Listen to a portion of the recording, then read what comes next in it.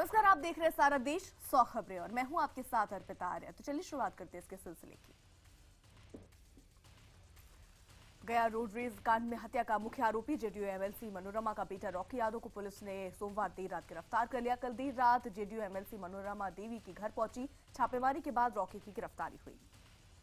Police सूत्रों के मुताबिक बोधगया से ही रॉकी को गिरफ्तार किया गया। इस बारे में गया के एसएसपी गरिमा मलिक ने कहा है कि सुबह 9 बजे प्रेस कॉन्फ्रेंस होगी, जिसमें पूरा मामला विस्तार से बताया जाएगा। इसके पहले रॉकी के पिता बिंदु यादव और बॉडीगार्ड राजेश को 14 दिन के न्यायिक हिरासत में भेज दिया गया है। जेडीयू एमएलसी के बेटे पर हत्या का आरोप लगने के बाद कल संसद में भी बिहार की कानून व्यवस्था का मुद्दा उठा। इस मामले पर नीतीश कुमार ने कहा कि हत्याकांड की जांच के लिए एसआईटी बना दी गई है।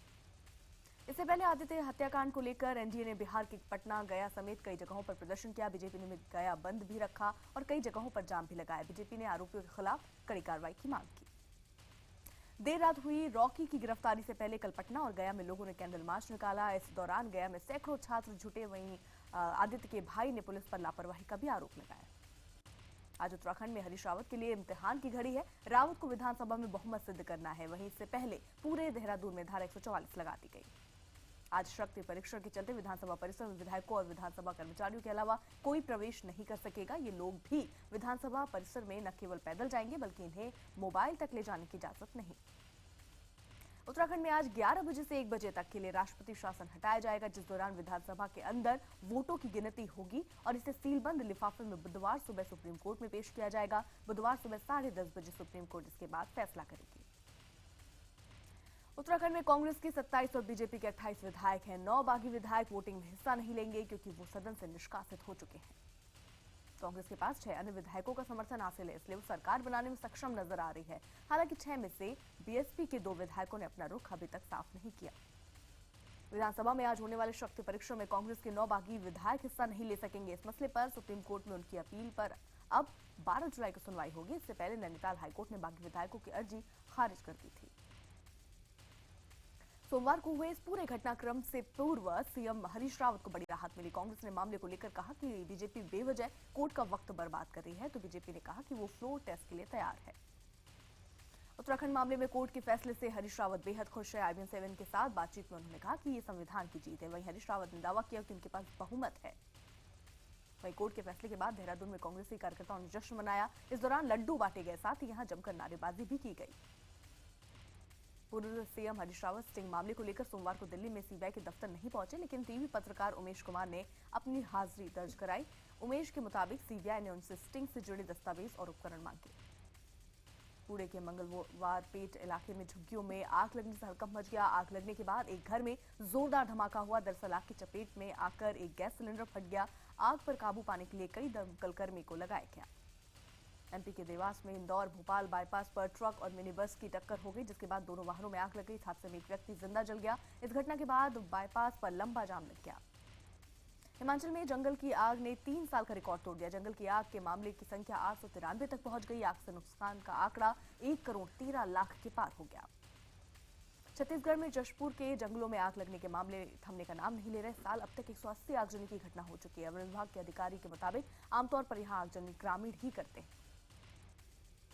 कनाडा के अल्बर्टा प्रोविंस के जंगलों में लगी आग बेकाबू हो गई। ये आग 5 एकड़ क्षेत्र में फैल चुकी है। अभी तक 1 लाख से ज्यादा लोगों को अपना घर छोड़ना पड़ा।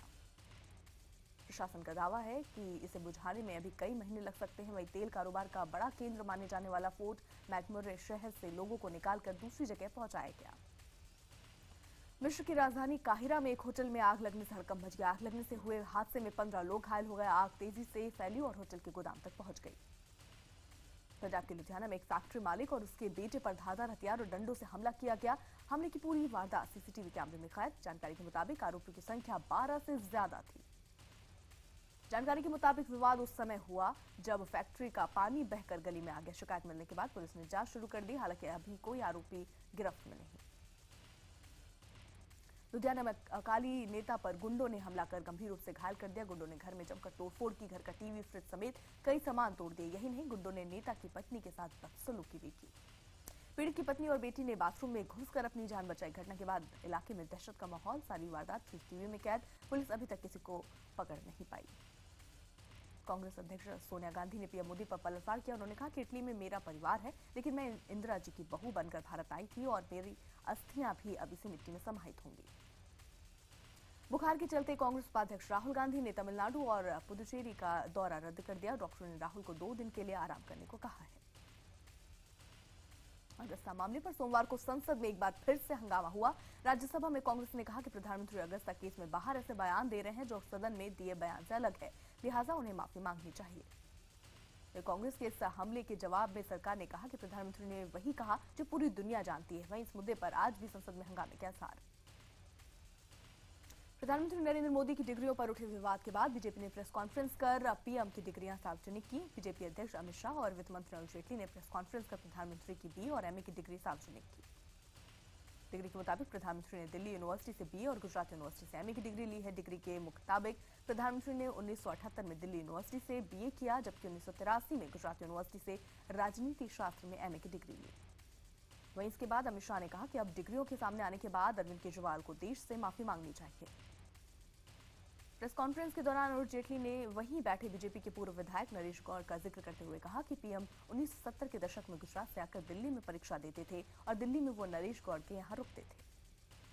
वहीं बीजेपी की डिग्री दिखाए जाने के बाद आम आदमी पार्टी ने बीजेपी की तरफ से दिखाई गई डिग्रियों को मानने से इनकार कर दिया। आम आदमी पार्टी के नेता आशुतोष ने प्रधानमंत्री की डिग्री और मार्कशीट में नामों में अंतर की दलील दी। आम आदमी पार्टी के आरोपों के जवाब में बीजेपी ने अरविंद केजरीवाल को एक चिट्ठी और पीएम मोदी की डिग्री भी भेजी है। वहीं आम आदमी पार्टी के कुछ लोग आज दिल्ली यूनिवर्सिटी में पीएम की डिग्री की जांच करने जाएंगे। कांग्रेस की डिग्री विवाद में पीएम मोदी पर हमला कर रही है। उसका कहना है कि पूरे मसले पर पीएम को सामने आकर सच बताना चाहिए। प्रधानमंत्री मोदी की डिग्री पर यूपी के कैबिनेट मंत्री आजम खान ने भी चुटकी ली। उन्होंने कहा कि पीएम 10वीं पास है और उनकी बी और एमए की डिग्रियां फर्जी हैं। कांग्रेस उपाध्यक्ष राहुल गांधी को पुदुचेरी में जान से मारने की धमकी दी गई है। पूर्व मंत्री नारायण स्वामी को एक चिट्ठी लिखी मिली। इस मसले पर कांग्रेस के बड़े नेताओं ने गृह मंत्री राजनाथ सिंह से मुलाकात की। अगस्ता मामले में पूर्व वायुसेना अध्यक्ष एसपी त्यागी से सीबीआई ने सोमवार को करीब 10 घंटे तक पूछताछ की। उनके अकाउंट में रिटायरमेंट के बाद 2009 में आई विदेशी राशि के बारे में भी पूछताछ की गई। वहीं एरोमेट्रिक्स कंपनी के प्रवीण बख्शी और आईडीएस इन्फोटेक के प्रताप अग्रवाल से भी अगस्ता वेस्टलैंड से उनकी कंपनी को दिए गए ठेके के बारे में पूछताछ की गई। सीबीआई आज भी गौतम खेतान, प्रवीण बख्शी और प्रताप अग्रवाल से पूछताछ करेगी। जम्मू कश्मीर में सैनिक कॉलोनियों के मुद्दे पर नेशनल कॉन्फ्रेंस और कांग्रेस राज्य सरकार को घेर रही है। कांग्रेस ने सोमवार को श्रीनगर में प्रदर्शन किया। वहीं सीएम महबूबा मुफ्ती ने नेशनल कॉन्फ्रेंस के नेता अमर अब्दुल्ला पर निशाना साधते हुए कहा कि सैनिक कॉलोनियां सिर्फ उन सैनिकों को दी जाएंगी जो राज्य के निवासी हैं और सेना में काम कर चुके हैं। दिल्ली में सोमवार को बीजेपी ने केजरीवाल सरकार के खिलाफ मोर्चा खोला। इस दौरान बीजेपी ने जल बोर्ड मुख्यालय समेत दूसरे कार्यालय में प्रदर्शन किया। बीजेपी ने टैंकर घोटाले के आरोप लगाते हुए कड़ी कार्रवाई की मांग की। सूखे की हालत से निपटने के लिए पीएम मोदी आज तेलंगाना के मुख्यमंत्री चंद्रशेखर राव से मुलाकात करेंगे। सुप्रीम कोर्ट के मुख्य न्यायाधीश टीएस ठाकुर की आंखें एक बार फिर छलक उठी। ठाकुर दरअसल दिल्ली में एक किताब विमोचन समारोह में कश्मीर के इतिहास पर बोलते हुए उदास हो गए। अमेरिका में तैनात रहे पूर्व पाकिस्तानी राजदूत हुसैन हक्कानी ने अपनी किताब में 26/11 हमलों को लेकर लिखा है कि इस हमले में शामिल लोग तो पाकिस्तान के थे, लेकिन ऑपरेशन पाकिस्तान का नहीं था। I-17 की विशेष पड़ताल में खुलासा हुआ है कि दिल्ली से सटे नोएडा की प्यास बुझाने वाले जलाशय और बड़ी टंकियों की रखवाली नहीं हो रही है। नोएडा प्राधिकरण के दस्तावेजों में दावा किया गया कि पानी के जलाशयों की निगरानी के लिए पूर्व सैनिकों को नौकरी दी गई। I-17 की विशेष पड़ताल में यह खुलासा हुआ कि करीब 16 लाख की आबादी पर खतरा मंडरा रहा है। आतंकवादी गुट या शरारती तत्व इस लापरवाही का फायदा उठा सकते हैं। उत्तराखंड में केदारनाथ धाम, गंगोत्री और यमुनोत्री के कपाट खुल गए हैं। ढोल नगाड़ों की आवाज और सैकड़ों श्रद्धालुओं की भीड़ के बीच पूजा अर्चना के बाद बाबा के धाम के कपाट खोल दिए गए। आपदा के बाद पहली बार केदारनाथ यात्रा को लेकर श्रद्धालुओं में भारी उत्साह देखा गया। इसके साथ ही चार धाम यात्रा भी शुरू हो गई। वहीं बद्रीनाथ के कपाट 11 मई को खोले जाएंगे। सोमवार को आकाश में शाम 4:42 पर अद्भुत नजारा देखने को मिला, जब बुध ग्रह सूर्य के सामने से गुजरा। बुध ग्रह सूरज पर एक छोटे से धब्बे के तौर पर दिखा। यह खगोलीय घटना 10 साल बाद हुई। पश्चिम बंगाल की जादवपुर यूनिवर्सिटी में film Buddha in traffic jam की स्क्रीनिंग रोकने का विरोध किया गया। इस मुद्दे पर एबीवीपी ने यूनिवर्सिटी के पास प्रदर्शन किया। हरियाणा के झज्जर में शादी खुशियां मातम में बदल गई। दरअसल कार का सेंटर लॉक लगने से बच्चों का दम घुट गया। 2 बच्चों की मौके पर ही मौत हो गई और एक की हालत गंभीर। झारखंड के रांची में बाराती बस हादसे का शिकार हो गए। बस पलट से हुए इस हादसे में 7 लोगों की मौत हो गई, जबकि 12 से ज्यादा लोग घायल। मेडिकल में दाखिले के लिए देश भर में एक ही परीक्षा होगी। सुप्रीम कोर्ट ने कहा कि राज्य अलग से एंट्रेंस एग्जाम नहीं आयोजित कर सकते। पनामा पेपर्स को लेकर सुप्रीम कोर्ट ने केंद्र, सीबीआई, सेबी और आरबीआई को नोटिस जारी किया। इसमें कोर्ट ने पूछा है कि क्यों ना मामले की जांच सुप्रीम कोर्ट की निगरानी में हो।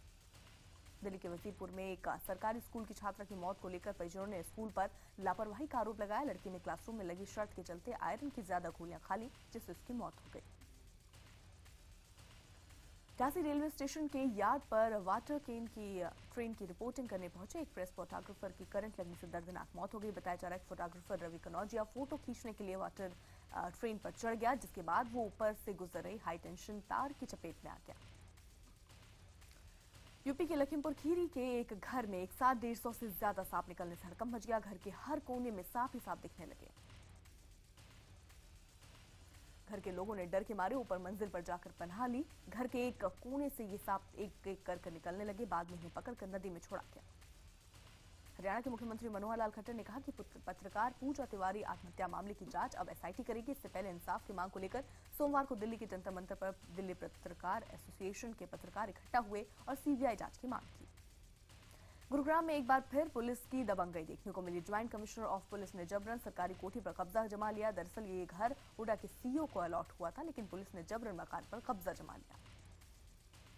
झज्जर में भी पुलिसकर्मियों की दादागिरी का मामला सामने आया। दरअसल एक होटल में खाना खाने के बाद पुलिस वालों ने पैसे नहीं दिए और जब होटल मालिक ने पैसे मांगे तो पीटना शुरू कर दिया। यूपी के सहारनपुर में कोल्ड ड्रिंक माजा की सीलबंद बोतल में मक्खी निकली, जिसके बाद स्थानीय लोगों ने जमकर हंगामा किया। हरियाणा के मेवात में पानी को लेकर हुए विवाद में एक महिला की हत्या कर दी गई। पुलिस ने हत्या के आरोपी को गिरफ्तार कर लिया। उत्तर प्रदेश के कानपुर में पानी की किल्लत से जूझ रहे लोगों ने हैंडपंप को फूल माला पहनाकर आरती उतारी। इस दौरान लोगों ने ताली बजाकर पानी के लिए गुहार भी लगाया। चंडीगढ़ में भारतीय हॉकी टीम के कप्तान सरदार सिंह के खिलाफ रेप का केस दर्ज करवाने वाली पीड़िता ने कुछ और सबूत पेश किए। पीड़िता ने सरदार सिंह के साथ करवा चौथ की भी फोटो दिखाई। गुजरात के वडोदरा में फैशन शो का आयोजन किया गया। फैशन शो में मॉडल अर्जुमन मुगल और जोया अफरोज ने कैटवॉक किया। डे केयर में अब बच्चों को रखना काफी खतरनाक हो सकता है। दरअसल गुरुग्राम के चिरूब एंजल डे केयर में लापरवाही से एक 3 साल के मासूम बच्चे का अंगूठा कट गया। घटना के बाद डे केयर के खिलाफ मामला दर्ज। उत्तर प्रदेश के कानपुर में पत्नी की प्रताड़ना से परेशान होकर एक पति ने फंदे से लटककर खुदकुशी कर लिया। आरोप के मुताबिक पीड़ित की शादी कुछ दिन पहले हुई थी और उसकी पत्नी परिवार से अलग रहने की मांग कर रही थी। मृतक के परिजनों ने इस मामले में पुलिस पर लापरवाही का आरोप लगाते हुए थाने का घेराव किया। आक्रोशित परिजनों ने युवक के ससुराल वालों पर कार्रवाई की मांग की।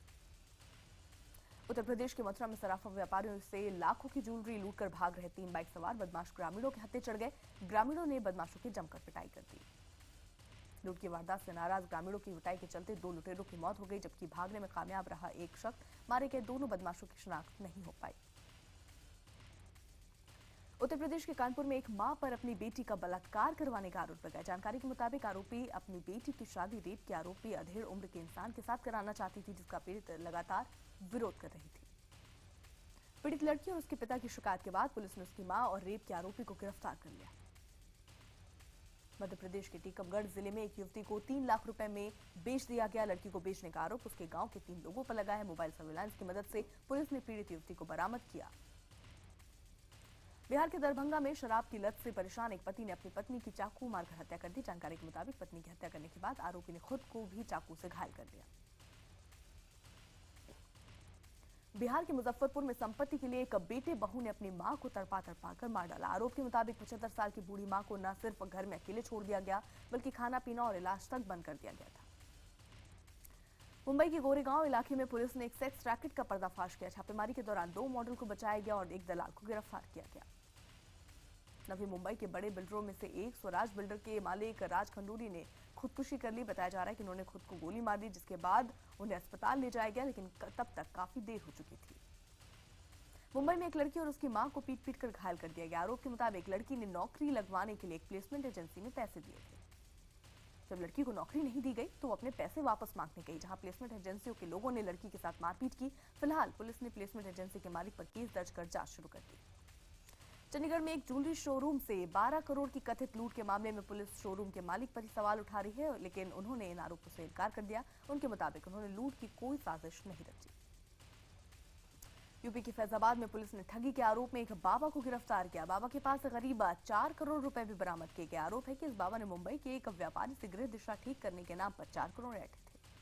लीला भंसाली की अगली फिल्म रानी पद्मावती की कहानी पर होगी। सूत्रों की माने तो करीना कपूर को रानी पद्मावती के लिए किरदार के लिए लिया जा सकता है।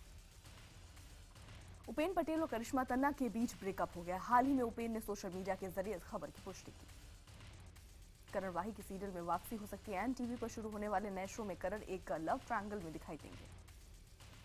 मल्लिका शेरावत ने साफ किया कि उन्होंने फिलहाल अपने बॉयफ्रेंड साइडन के साथ शादी नहीं की।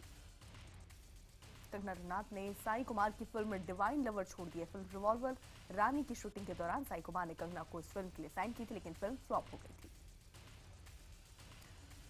अनुपम खेर गुड्डी गुड़िया नाम से कॉमेडी फिल्म बनाने जा रहे हैं। इस फिल्म के लिए उन्होंने झारखंड के कलाकारों को साइन किया है। सऊदी अरब की एक व्यस्त सड़क पर 2 बुर्का पहनी महिलाओं ने शुरू कर दिया झगड़ा इतना बढ़ गया कि दोनों सड़क पर ही लड़ने लगी। एक महिला ने तो अपना जूता निकालकर दूसरे को मारा। इस बीच पीछे खड़ी गाड़ियां लगातार हॉर्न बजाती रही। ब्राजील में फुटबॉल फैंस के 2 गुट आपस में भिड़ गए। दरअसल एक स्टेट चैंपियनशिप का फाइनल था। हारने वाली टीम के समर्थक उग्र हो गए और जमकर बवाल काटा। दोनों टीमों के गुस्साए फैंस ने खिलाड़ियों और खेल अधिकारी को भी नहीं बख्शा। रूस में एक व्यक्ति ने नशे की हालत में जेसीबी मशीन पर बैठकर सड़क के किनारे पार्क 7 गाड़ियों को टक्कर मारकर नुकसान पहुंचाया, जिससे नाराज लोगों ने उसको जेसीबी मशीन से बाहर निकालकर खूब धुनाई की। सऊदी अरब में एक हवाई जहाज के दोनों ओर चमकती हुई बिजली दिखाई देती है और उसके बीच से विमान निकल कर आता है। ये वीडियो जमीन से बनाया गया है, पर देखने में लगता है कि बिजली विमान से ही टकराई होगी। उत्तरी अफगानिस्तान में तालिबान की अदालत ने एक महिला को गोली मारकर मौत की सजा दी है। दरअसल महिला पर अपने पति को मरवाने का आरोप था, जिसके बाद महिला को खुले में लोगों के बीच बैठाकर गोली मार दी गई। मॉस्को में कुछ रेसिस्ट युवकों ने तजाकिस्तान के 2 प्रवासियों को लोकल ट्रेन में बुरी तरह पीट दिया। पहले एक लड़के के मुंह पर मिर्च स्प्रे किया गया और फिर किक मारी और इसके बाद बचाव करने आए उसके साथी को भी जमकर पीट दिया। आईपीएल में कल खेले गए मैच में आरसीबी ने बेहद रोमांचक मुकाबले में किंग्स 11 पंजाब को 1 रन से हरा दिया। 176 रन के टारगेट का पीछा करते हुए पंजाब की टीम 20 ओवर में 4 विकेट पर 174 रन ही बना सकी। आरसीबी की जीत के हीरो रहे एबी डिविलियर्स और शेन वॉटसन। डिविलियर्स ने जहां 35 गेंद में ताबड़तोड़ 64 रन बनाए, तो वहीं वॉटसन ने 4 ओवर में 22 रन देकर 2 विकेट झटके। आईपीएल में आज एक ही मैच खेले जाएंगे। विशाखापट्टनम में रात 8 बजे से राइजिंग पुणे सुपर जायंट्स का मुकाबला सनराइजर्स हैदराबाद से होगा।